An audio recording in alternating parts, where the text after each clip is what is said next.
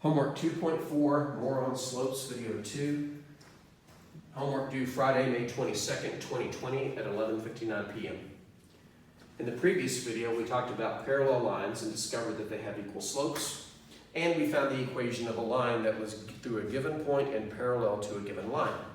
And we're going to do the same thing in here, but before we do, I want to point out that I forgot to tell you which homework problems correlate to what we're currently talking about. So the homework problems that correlate to what you saw in the previous video and this video are questions 1 and 3 in the homework. If you're wondering why I already wrote answer, because this is take 2, I had to change the problem and I didn't want to leave that in the video.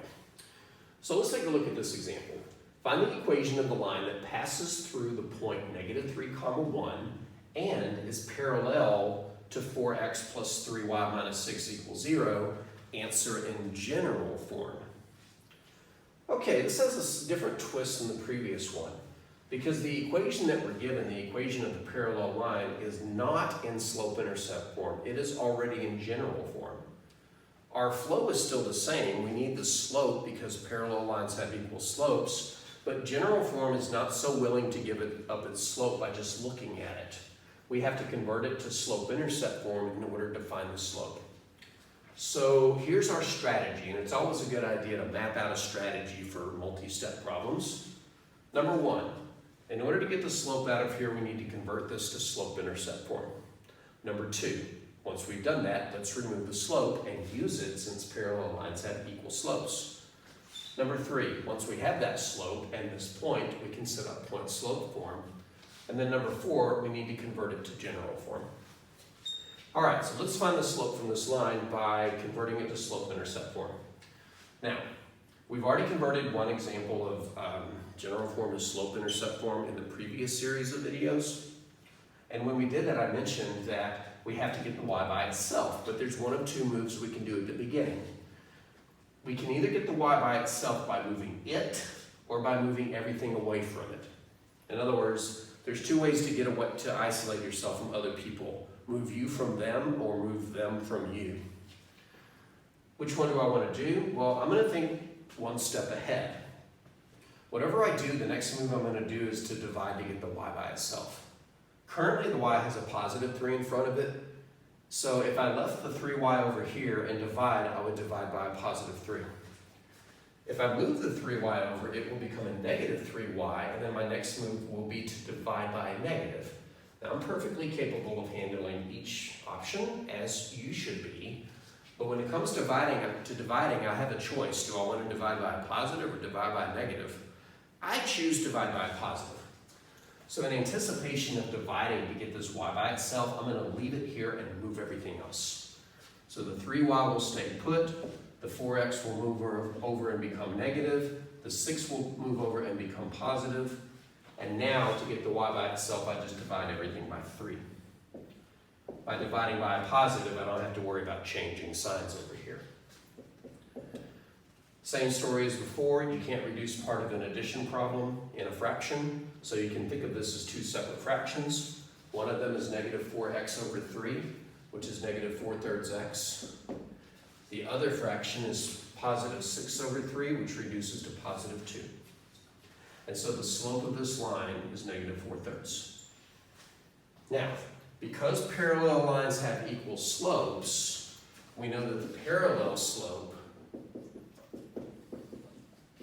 is also n equals negative 4/3.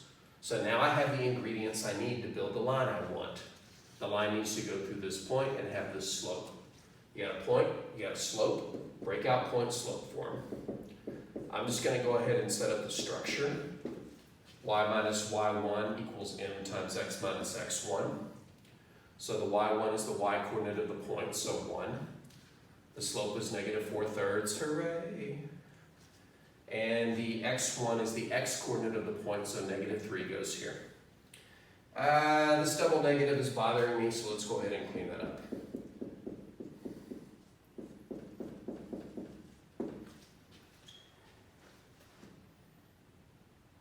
I'm just wondering something real quick. Okay, I was afraid that that line contained this point and we would end up with the same answer that we started with. This was randomly concocted, but it wouldn't surprise me if that happened. All right, so we have point slope form, but we're not quite done because we want the answer in general form. So how are we going to get this into general form? Well, remember what general form is and what it isn't. General form is ax plus by plus c is equal to 0. No fractions, first number is positive. So I need to get rid of all the fractions, I need to get rid of all the parentheses, I need to move everything over. Let's get rid of the parentheses first by distributing the negative 4/3, which isn't nearly as bad as it seems. Negative 4/3 times x is negative 4/3 x. On the second half, negative times positive is negative, but when you multiply 4/3 times 3, the 3's cancel, leaving you a 4. So that wasn't too bad. I could go ahead and get this in slope-intercept form, but that's not my destination. My destination is look like that. Everything on one side, no fractions, first number is positive.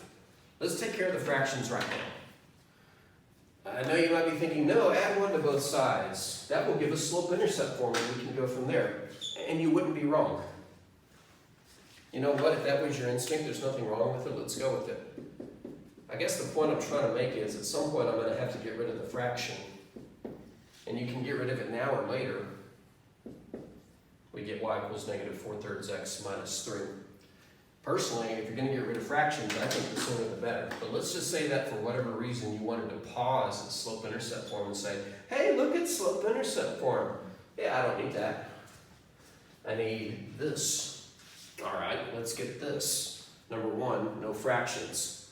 How are we going to kill the fractions in this one? Multiply both sides by 3. In general, when you're getting rid of a fraction in an equation, you can multiply both sides of it by the correct denominator. That will give us 3y on the left.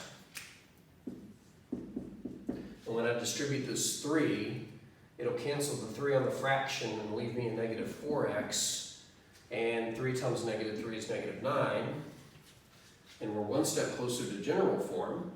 For general form, we need everything on one side and we need the x term to be positive. So we have a decision to make. Which side should we put everything on? We'll focus on the x term. We want it to end up positive and it's currently not. So this must move to the other side. So everything must move to the other side. So let's move the 4x over, let's move the 9 over it. They will both become positive and we will get 4x plus 3y plus 9 is equal to 0. As our parallel line in general form.